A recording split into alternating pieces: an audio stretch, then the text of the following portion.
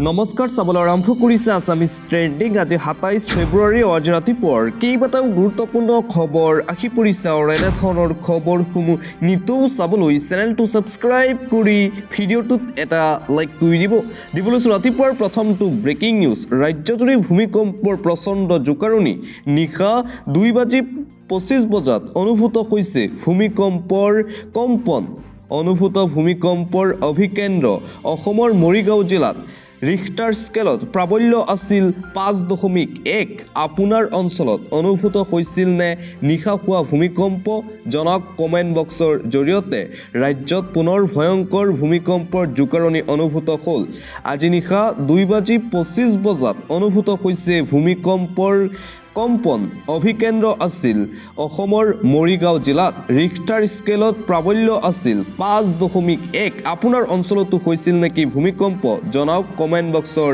জৰিয়তে দিবলৈছোঁ আন এটা অতিকৈ গুৰুত্বপূৰ্ণ খবৰ এডভান্টেজ আছাম 2.0 অসমৰ বাট পথক লৈ অসমৰ মুখ্যমন্ত্ৰী ডক্টৰ হিমন্ত বিশ্ব শৰ্মাৰ ৭১টাকৈ বৃহৎ ঘোষণা এটা দুটা নহয় ৭১টাকৈ বৃহৎ ঘোষণা অসমত ৫,০৫,১৭৯ কোটি টকাৰ নিৰ্মাণ হ'ব পথ গুৱাহাটীত নিৰ্মাণ হ'ব ৬ লেনযুক্ত হাইৱে মুখ্যমন্ত্ৰীৰ ঘোষণা বৃহৎ ঘোষণা কৰিছে মুখ্যমন্ত্ৰীয়ে বাইঘাটা চাৰিআলিৰ পৰা চিপাঝাৰলৈ নিৰ্মাণ হ'ব ৬ লেনযুক্ত হাইৱে চিপাঝাৰৰ পৰা কুৰুৱাললৈ ৬ লেনযুক্ত হাইৱে নিৰ্মাণ কৰা হ'ব বুলি ঘোষণা মুখ্যমন্ত্ৰী হিমন্ত বিশ্ব শৰ্মাৰ ঘোষণা কুৰুৱালৰ পৰা নাৰেংগীলৈ ৬ লেনযুক্ত হাইৱে ৬ লেন ৰিং ৰোড নিৰ্মাণ কৰা হ'ব গুৱাহাটীত ৬ লেন ৰিং ৰোড নিৰ্মাণ কৰা হ'ব গুৱাহাটী মহানগৰীত জাগিৰোড আৰু গুৱাহাটীৰ মাজত কম সময়তে যাত্ৰা কৰিব পাৰিব যাত্ৰীসকলে জাগিৰোডৰ ছেমিকণ্ডাক্টৰৰ পৰা গুৱাহাটী বিমানবন্দৰলৈ কম সময়তে আহিব সামগ্ৰী সোণাপুৰৰ পৰা গুৱাহাটী বিমানবন্দৰলৈ ৬ লেনযুক্ত হাইৱে নিৰ্মাণ কৰা হ'ব বুলি ঘোষণা জাগিৰোডৰ পৰা গুৱাহাটীত ৪০ মিনিটত পাব আপুনি জাগিৰোডৰ পৰা যাত্ৰীসকলে যাতে কম সময়ত যাত্ৰা কৰিব পাৰে তাৰ বাবে এই পদক্ষেপ গ্ৰহণ ৫,৮০০ কোটি টকা ব্যয় গুৱাহাটীৰ পৰা বৰাকলৈ মাত্ৰ ৫ ঘণ্টাত যাত্ৰা কৰিব পাৰিব যাত্ৰীসকলে গুৱাহাটীৰ পৰা বৰাপানীলৈ ৪ লেনযুক্ত ৰাস্তা নিৰ্মাণ কৰিব হিমন্ত বিশ্ব শৰ্মাৰ বিজেপি চৰকাৰে বৰাপানীৰ পৰা সুৰংগৰ জৰিয়তে সংযোগ স্থাপন কৰা হ'ব ২৫,০০০ কোটি টকা ইয়াৰ বাবে বিনিয়োগ কৰিব চৰকাৰে মুখ্যমন্ত্ৰী হিমন্ত বিশ্ব শৰ্মাৰ এই বৃহৎ ঘোষণা অসমত উত্তৰ পূবৰ প্ৰথমটো এক্সপ্ৰেছ হাইৱে নিৰ্মাণ কৰা হ'ব ব্ৰহ্মপুত্ৰ আৰু বৰাকক সংযোগ স্থাপন কৰি নিৰ্মাণ হ'ব এই এক্সপ্ৰেছ হাইৱে কাজিৰঙাত নিৰ্মাণ হ'ব এলিভেটেড কৰিডৰ কাজিৰঙাতো এলিভেটেড কৰিডৰ নিৰ্মাণ কৰা হ'ব ৬,০০০ কোটি টকাৰে এই এলিভেটেড কৰিডৰ নিৰ্মাণ কৰিব হিমন্ত বিশ্ব শৰ্মাৰ বিজেপি চৰকাৰে অসমত পানীৰ তলত সুৰংগ নিৰ্মাণ কৰিব ৰাজ্য চৰকাৰে নুমলীগড় আৰু গহপুৰৰ মাজত ব্ৰহ্মপুত্ৰৰ তলেৰে নিৰ্মাণ কৰা হ'ব এই সুৰংগ ১৫,০০০ কোটি ব্যয়েৰে নিৰ্মাণ কৰা হ'ব টাৰ্নেল মুখ্যমন্ত্ৰী হিমন্ত বিশ্ব শৰ্মাৰ এইকেইটা বৃহৎ ঘোষণা এডভান্টেজ আছাম 2.0 দিবলৈছোঁ আন এটা গুৰুত্বপূৰ্ণ খবৰ একেদিনাই আপুনি ঘূৰিব পাৰিব উজনি আৰু নামনি অসমৰ বাট পথক লৈ কেন্দ্ৰীয় পথ পৰিবহণ মন্ত্ৰী নীতিন গাডকাৰীৰ কেইবাটাও বৃহৎ ঘোষণা নীতিন গাডকাৰীয়ে কেইবাটাও বিশেষ পদক্ষেপ গ্ৰহণ কৰিছে ৰাজ্যবাসীৰ বাবে এটা অতিকৈ ভাল খবৰ একেদিনাই উজনিৰ পৰা নামনিলৈ শদিয়াৰ পৰা ধুবুৰীলৈ ঘূৰিব পাৰিব আপুনি পথ আৰু পৰিবহণৰ ক্ষেত্ৰত ব্যাপক বিকাশ হ'ব অসমত ৩ লাখ কোটি টকা ব্যয় কৰিব কেন্দ্ৰীয় পথ পৰিবহণ বিভাগে প্ৰথমবাৰলৈ আনুষ্ঠানিক ঘোষণা কেন্দ্ৰীয় পথ পৰিবহণ মন্ত্ৰী নীতিন গাডকাৰীৰ ২০২৭ চনৰ ভিতৰত সম্পূৰ্ণ হ'ব গুৱাহাটীৰ ৰিং ৰোডৰ কাম ৫,৮০০ কোটি টকাৰে নিৰ্মাণ হ'ব গুৱাহাটীৰ ৰিং ৰোড কাজিৰঙাত নিৰ্মাণ হ'ব অত্যাধুনিক ছাউণ্ড প্ৰুফ এলিভেটেড কৰিডৰ ৬,০০০ কোটি টকাৰ ব্যয়েৰে নিৰ্মাণ হ'ব ৩৫ কিলোমিটাৰ এলিভেটেড কৰিডৰ ১৮ কিলোমিটাৰ গড়ৰ বাবে এই কৰিডৰ নিৰ্মাণ কৰিব কেন্দ্ৰীয় চৰকাৰে নুমলীগড়ৰ পৰা গহপুৰলৈ ১৫,০০০ কোটি টকাৰে নিৰ্মাণ হ'ব নদী সুৰংগ পথ ২৪.৫ কিলোমিটাৰ দৈৰ্ঘ্যৰ হ'ব এই বিশেষ অত্যাধুনিক নদী পথটো ৰাজ্যবাসীৰ বাবে এই গুৰুত্বপূৰ্ণ ঘোষণা কৰিছে নীতিন গাডকাৰীয়ে দিবলৈছো আন এটা অতিকৈ গুৰুত্বপূৰ্ণ খবৰ। অসমৰ ৰাইজে যদি পৰিৱেশ ৰাখে, অসমৰ সমৃদ্ধিশালী ভৱিষ্যতক কোনেও ৰোধ কৰি ৰাখিব নোৱাৰে। মুখ্যমন্ত্ৰী ডক্টৰ হিমন্ত বিশ্ব শৰ্মাৰ এই তাৎপৰ্যপূৰ্ণ মন্তব্য। এডভান্টেজ আছাম ওৱানত কি হ'ল কি নহ'ল সেয়া কা আন্দোলনতে লুকাই আছে। এডভান্টেজ আছামত আমি হাতীমান গৈ সাপৰ মুখত পৰি তলত নামি আহিলোঁ। অসমৰ ৰাইজে যদি এইবাৰ পৰিৱেশ ৰাখে তেন্তে অসমৰ উন্নতি হ'বই। অসমৰ সমৃদ্ধিশালী ভৱিষ্যতক কোনেও ধৰি ৰাখিব নোৱাৰে বুলি মন্তব্য মুখ্যমন্ত্ৰী হিমন্ত বিশ্ব শৰ্মাৰ। মই আগৰ পৰাই জানো সকলোৱে বিনিয়োগ কৰিব বিচাৰিব অসমত, আৰু সেয়াই হ'ল কাৰণ এতিয়া সকলোৱে জানে অসমত আৰু বন্ধ বোমা বিস্ফোৰণ আন্দোলন আদি নাই। 2018 চনতেই মই এই কাম কৰিবলৈ চেষ্টা কৰিছিলোঁ অসমৰ বাবে, অৱশেষত আজি কৰিলোঁ। কিন্তু কিয় নহ'ল কা আন্দোলনতেই লুকাই আছে সকলো প্ৰশ্নৰ উত্তৰ। কা আন্দোলনৰ বাবে অসম পিছ পৰি গৈছিল। দেশ বিদেশী বিনিয়োগকাৰীয়ে বিনিয়োগ চুক্তিত স্বাক্ষৰ কৰাৰ পাছতে মন্তব্য অসমৰ মুখ্যমন্ত্ৰী ডক্টৰ হিমন্ত বিশ্ব শৰ্মাৰ। লগতে মুখ্যমন্ত্ৰী ডক্টৰ হিমন্ত বিশ্ব শৰ্মাৰ বৃহৎ ঘোষণা, অসমত এতিয়াৰে পৰা নাথাকিব বাঁহ কাঠৰ দলং, নাথাকিব কেঁচা ৰাস্তা। গুৱাহাটীত চলিব মেট্ৰ', নিৰ্মাণ হ'ব আণ্ডাৰ ৱাটাৰ টানেল। অসমৰ কোনো এটা প্ৰান্তত নাথাকিব কেঁচা ৰাস্তা আৰু কোনো ঠাইতেই নাথাকিব কেঁচা বাঁহৰ দলং কাঠৰ দলং। সকলো ঠাইতেই হ'ব উন্নতিয়ে উন্নতি। মুখ্যমন্ত্ৰী হিমন্ত বিশ্ব শৰ্মাৰ ইটোৰ পিছত সিটো ঘোষণা। সম্পূৰ্ণৰূপে সলনি হ'ব সমগ্ৰ অসমৰ মানচিত্ৰ। অসমত হ'ব অভূতপূৰ্ব পৰিৱৰ্তন। মুখ্যমন্ত্ৰীৰ স্পষ্ট ঘোষণা, অসমত নাথাকিব এখনো বাঁহ আৰু কাঠৰ দলং। অসমত থকা প্ৰতিটো কেঁচা ৰাস্তাই হ'ব এতিয়াৰে পৰা পকী। এডভান্টেজ আছাম 2.0 এই বৃহৎ সিদ্ধান্ত গ্ৰহণ, তাৰ পিছতেই মুখ্যমন্ত্ৰী হিমন্ত বিশ্ব শৰ্মাৰ ঘোষণা। আন এটা গুৰুত্বপূৰ্ণ খবৰ, বহিৰাজ্যত কৰ্মসংস্থাপন বিচাৰি যোৱা যুৱক যুৱতীসকল অসমলৈ আহক। মুখ্যমন্ত্ৰী হিমন্ত বিশ্ব শৰ্মাৰ আহ্বান। এক নতুন যুগৰ আৰম্ভণি হ'ব অসমত।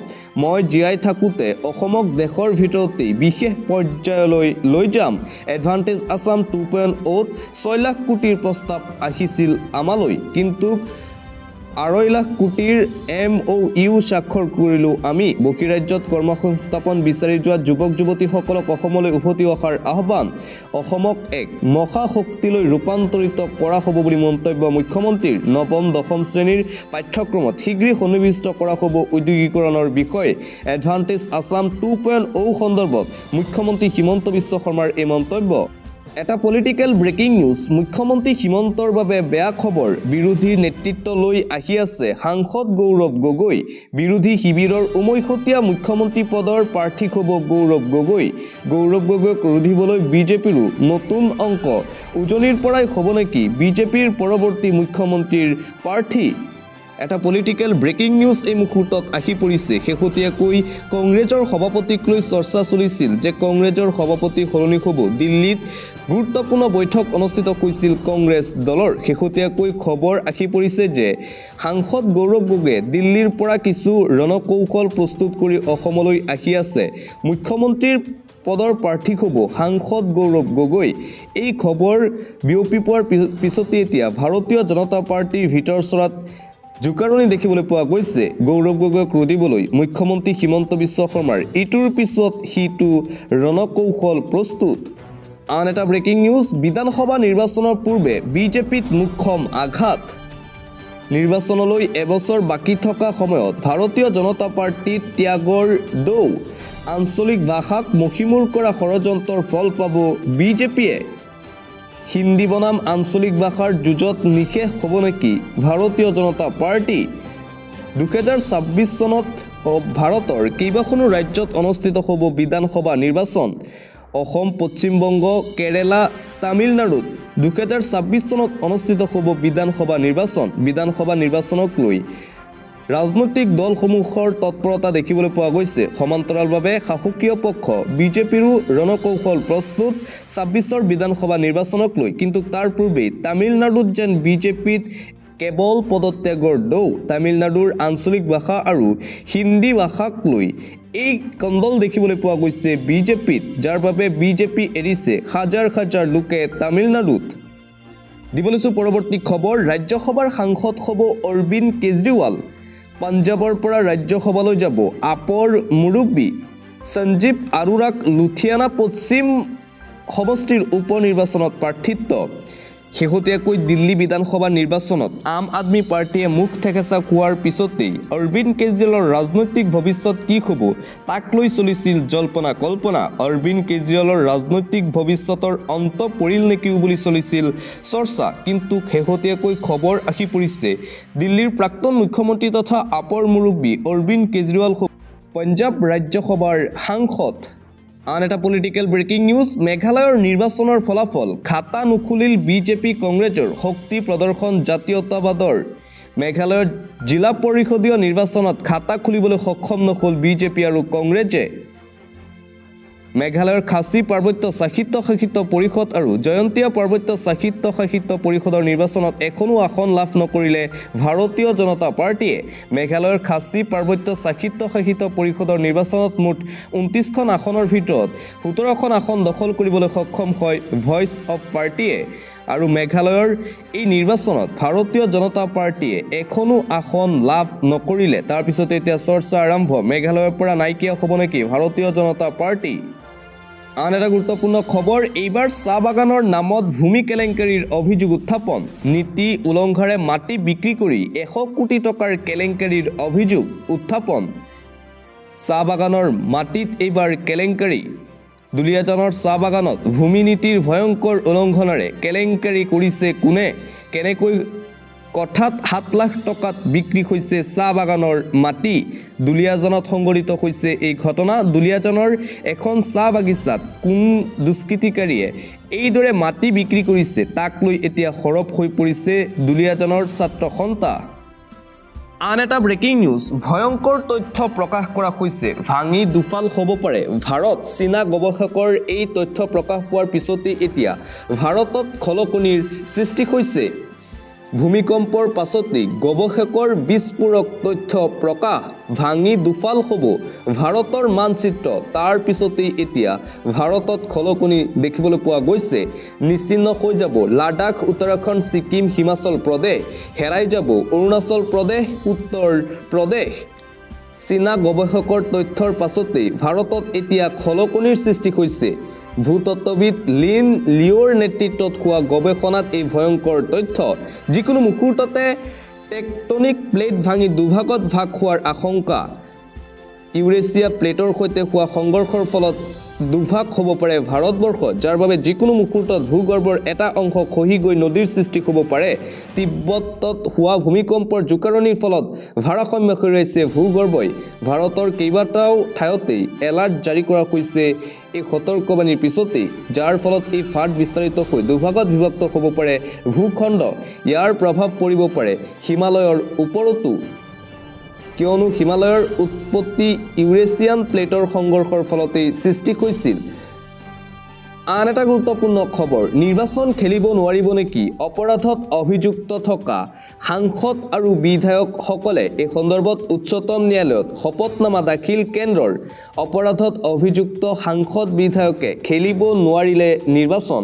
অপৰাধত অভিযুক্ত ৰাজনৈতিক নেতাক নিৰ্বাচন খেলাত নিষেধাজ্ঞা জাৰি কৰিব ন্যায়ালয়ে। অপৰাধত অভিযুক্ত ৰাজনৈতিক নেতাৰ ওপৰত নিষেধাজ্ঞা জাৰি নকৰিবলৈ ন্যায়ালয়ক জনাইছিল আহ্বান কেন্দ্ৰীয় চৰকাৰে, আৰু সেই শপতনামা দাখিল কৰিছে ন্যায়ালয়ে। 2016 চনত অপৰাধী ৰাজনৈতিক নেতাৰ ওপৰত আজীৱন নিষেধাজ্ঞা জাৰি কৰিবলৈ ন্যায়ালয়ত দাখিল কৰা হৈছিল আবেদন।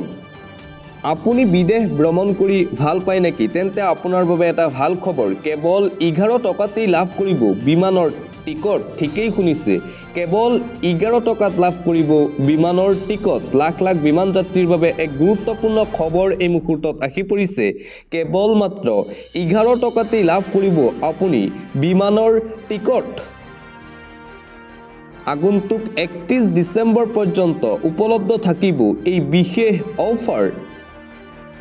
এটা গুৰুত্বপূৰ্ণ খবৰ, এটা ভাল খবৰ। শুক্ৰবাৰৰ পৰা ভিয়েটনামৰ ভিয়েটজেট এয়াৰলাইন্সে কেৱল 11 টকাতেই দিব বিমানৰ টিকট ভিয়েটজেট এয়াৰলাইন্সত ভাৰতৰ পৰা ভিয়েটনামলৈ যাত্ৰা কৰা যাত্ৰীসকলেও লাভ কৰিব এই বিশেষ অফাৰ দিবলৈ আন্তঃৰাষ্ট্ৰীয় পৰ্যায়ৰ এটা ব্ৰেকিং নিউজ যুদ্ধৰ শেহতীয়া খবৰ ক্ৰমান্বয়ে বিপদত পৰিছে ইউক্ৰেইন আৰু জেলেনস্কি ট্ৰাম্প আৰু আমেৰিকাই সংগ এৰাৰ লগে লগে বিপদত পৰিছে ইউক্ৰেইনৰ ৰাজধানী কিভৰ ওপৰত মিছাইল আৰু ড্ৰোনৰ আক্ৰমণ ৰাছিয়াৰ মিছাইলে আঘাত কৰিছে গিভত থকা শক্তি প্ৰকল্পত যুদ্ধৰ শেহতীয়া খবৰ এই ঘটনাত আহত হৈছে বহু লোক ইউক্ৰেইনৰ ওপৰত পুনৰ আক্ৰমণ কৰা হৈছে ৰাছিয়াৰ ফালৰ পৰা ইউক্ৰেইনৰ কেইবাটাও প্ৰান্তত আক্ৰমণ 5 জনতকৈও অধিক লোকৰ সৈতে হুকাবহ ঘটনা সংঘটিত হৈছে ইউক্ৰেইনত সমান্তৰালভাৱে যুদ্ধ ক্ষেত্ৰত পিছুৱাই আহিবলগীয়া হৈছে ইউক্ৰেইন ৰাছিয়াৰ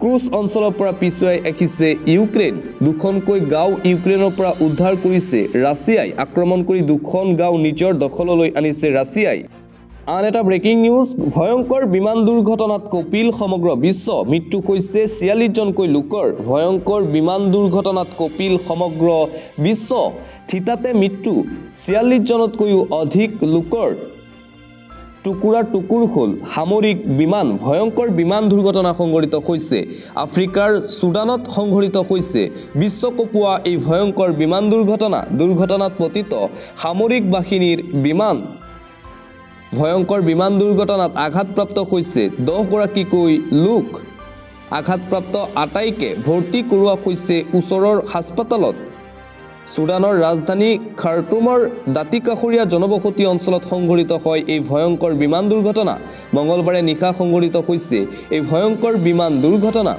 বিমান দুৰ্ঘটনাত ক্ষতিগ্ৰস্ত হৈছে অঞ্চলটো বহু লোকৰ বাসগৃহ বিদ্যুৎ সেৱা বিচ্ছিন্ন হৈ পৰিছে সমগ্ৰ অঞ্চলটোত পৰৱৰ্তী খবৰ গংগাত জলেৰে আগ্ৰাৰ তাজমহলত শিৱ পূজা তাৰ পিছতে এতিয়া বিতৰ্ক মহাশিৱৰাত্ৰিৰ দিনটোতেই তাজমহলত শিৱ পূজা গংগা জলেৰে জলাভিষেক এগৰাকী মহিলাৰ অখিল ভাৰত হিন্দু মহাসভাৰ মীৰা ৰাথোৰে কৰিলে মহাদেৱক পূজা শিৱক আৰাধনা কৰি মীৰাই ক'লে পবিত্ৰ হ'ল তেজু মহালয় ছ'চিয়েল মিডিয়াত ব্যাপক হাৰত ভাইৰেল হৈ পৰিছে সেই বিশেষ ভিডিঅ' মহাকুম্ভৰ পৰা গংগাৰ পানী আনি মহাদেৱক আৰাধনা হিন্দু মহিলাৰ মহাশিৱৰাত্ৰিৰ দিনটোতেই তাজমহলত শিৱ পূজা দেখিবলৈ পোৱা গৈছে আন এটা গুৰুত্বপূৰ্ণ খবৰ বিদ্যালয়তেই হিন্দু ছাত্ৰীক ইছলামলৈ ধৰ্মান্তকৰণৰ চেষ্টা লম্পট মহম্মদ আবু ছিদ্দিকক গ্ৰেপ্তাৰ কৰিছে আৰক্ষীয়ে অসমৰ বিদ্যালয়ত ভয়ংকৰ ঘটনা সংঘটিত হৈছে প্ৰেমৰ প্ৰস্তাৱ দি হিন্দু ছাত্ৰীক ইছলামলৈ ধৰ্মান্তকৰণৰ চেষ্টা হিন্দু হিচাপে পৰিচয় দি মহম্মদ আবু ছিদ্দিকিয়ে পাতিছিল প্ৰেমৰ জাল অষ্টম শ্ৰেণীৰ এগৰাকী হিন্দু ছাত্ৰীক হিজাব পিন্ধোৱাৰ চেষ্টা বিদ্যালয়ৰ শিক্ষয়িত্ৰীৰ কথা মানি বিপদত হিন্দু ছাত্ৰীগৰাকী ধৰ্ম পৰিৱৰ্তনক লৈ তীব্ৰ হেঁচা প্ৰদান কৰাত প্ৰেম প্ৰত্যাখ্যান ছাত্ৰীগৰাকীৰ প্ৰেম প্ৰত্যাখ্যান কৰাৰ লগে লগে মহম্মদ আবু ছিদ্দিকে ভাইৰেল কৰিলে ছাত্ৰীগৰাকীৰ গোপন ছবি নীলাম বজাৰৰ নেশ্যনেল একাডেমীত এই ভয়ংকৰ ঘটনা সংঘটিত হৈছে ঘটনা সন্দৰ্ভত বিদ্যালয়খনৰ প্ৰধান শিক্ষকক আৰক্ষীয়ে জাৰি কৰিলে নিৰ্দেশনা এটা জৰুৰী খবৰ গেষ্ট্ৰিক ডায়েবেটিছৰ দৰৱ পেইন কিলাৰ খাওঁতেই সাৱধান হওক আপুনি এতিয়াৰে পৰা যিকোনো দৰৱ ব্যৱহাৰ কৰোঁতে সাৱধান হৈ পৰক আপুনি পেইন কিলাৰ গেষ্ট্ৰিক ডায়েবেটিছৰ দৰৱ খাওঁতেও সাৱধান হওক ঔষধৰ নামত দেশৰ জনতাই খাইছে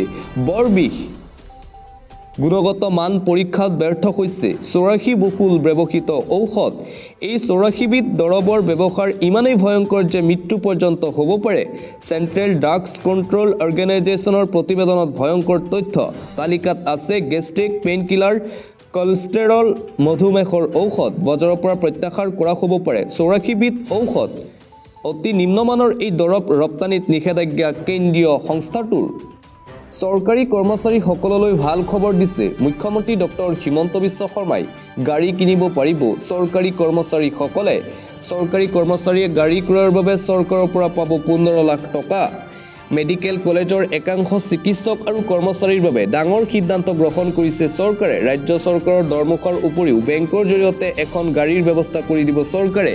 মূল অংশ তেওঁলোকৰ দৰমহাৰ পৰা কটা হ'ব, কিন্তু সুদখিনি সম্পূৰ্ণ ৰাজ্য চৰকাৰে পৰিশোধ কৰিব। প্ৰতিগৰাকীকে 15 লাখ টকাকৈ প্ৰদান কৰিব অসম চৰকাৰে। ৰেজিষ্ট্ৰাৰ বা মেডিকেল কলেজৰ ফেকাল্টিয়ে চৰকাৰৰ পৰা বাহন কিনিবলৈ পাব 15 লাখ টকা। কেবিনেটত সিদ্ধান্ত গ্ৰহণৰ পিছতে ঘোষণা মুখ্যমন্ত্ৰী হিমন্ত। পৰৱৰ্তী খবৰ, চলচ্চিত্ৰ জগতৰ অভিকেন্দ্ৰ হৈ পৰিব এতিয়া অসম। অসমত নিৰ্মাণ হ'ব ফিল্ম চিটি। এডভান্টেজ আছাম 2.0ৰ বিনিয়োগৰ মহামেলাত ডাঙৰ এক উপহাৰ লাভ কৰিছে সমগ্ৰ ৰাজ্যবাসীয়ে। ভাৰতৰ চলচ্চিত্ৰ জগতৰ অভিকেন্দ্ৰলৈ পৰিণত হ'ব অসম। 2000 কোটি টকা ব্যয় সাপেক্ষে অসমত নিৰ্মাণ হ'ব ফিল্ম চিটি। বৃহৎ ঘোষণা, অসমত নিৰ্মাণ হ'ব লগা ফিল্ম চিটিত ভিৰ কৰিবহি দেশী বিদেশী অভিনেতা অভিনেত্ৰীয়ে। হায়দৰাবাদৰ জিভিৰা ৰেড্ডিৰ কোম্পানীয়ে অসমত নিৰ্মাণ কৰিব ফিল্ম চিটি।